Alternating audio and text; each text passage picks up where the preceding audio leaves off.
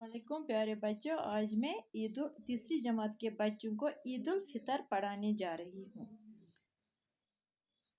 प्यारे बच्चों, आज ईद का त्यौहार है। रमज़ान के महीने भर के रोज़ों के बाद ये त्यौहार आता है। रमज़ान के महीने के आखिरी दिन जब शाम को चांद नज़र आता है तो अगले दिन ईद मनाई जाती है। इस ईद को मीठी ईद और ईद उल फितर भी कहा जाता है। सुबह होते ही सभी छोटे बड़े नहा धोकर नए और साफ सुथरे कपड़े पहनते हैं। हर शख्स खुश नजर आता है और ईदगाह जाने की तैयारी करता है। लोग ईदगाह जाने से पहले गरीबों और मोहताजों में सदका फितर बांटते हैं ताकि वो लोग भी ईद की खुशी में शरीक रहे। बच्चों, ईद उल फितर तह पता गुब्रो ईद उल फितर गई सह ईद यस कशीर पठ वनान लकट ईद वनान ये ईद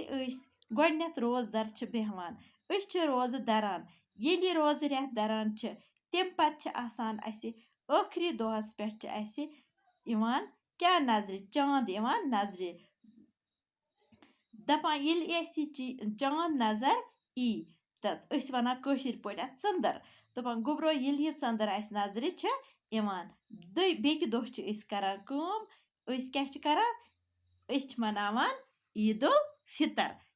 क्या मनावान ईद उल फितर यथ लकट ईद वनान यह पे गोड रोज रेत दरान अम पत अथ खुशी मज ईद मनावान ओतान खेम अम दह सुलि वथान पत खेवान चवान तो खुशी मनावान दपान सारी हसा लकट बड़ सुबह वथान तो स्रान करान कल छलान बड़ साफ तो सुथर बे पत नई पलव लागान अगर न नो सह लागान सह पलव युस तमिस बड़ साफ तो असल आस सारी लकट बड़ गोब्रो खुश अकिस क्या करान नाल मत करान तो ईद मुबारक करान गोब्रो गरन मज गसान करान ईद मुबारक दपान लकट बड़ पत क्या करान अम पत करान बड़ चिक चाव सान ईदगाह गसन तैयारी तत क्या करान तत परान नमाज अम ब्रोठे करान दिवान सदका फितर तथ वनान सदका फितर दिवान सह गरीबन तो मोहताजन मज बगरावान ताकि तम लोग तरान खुशी सान ईद अम दो असल पकवान आनान असल चीज आनान बचन खतर नई पलव आनान दपान इत पे पत सदका फितर दिवान अम सत गरीब लोग ईद मनावान। अच्छा बच्चों, बाकी परो सुबह।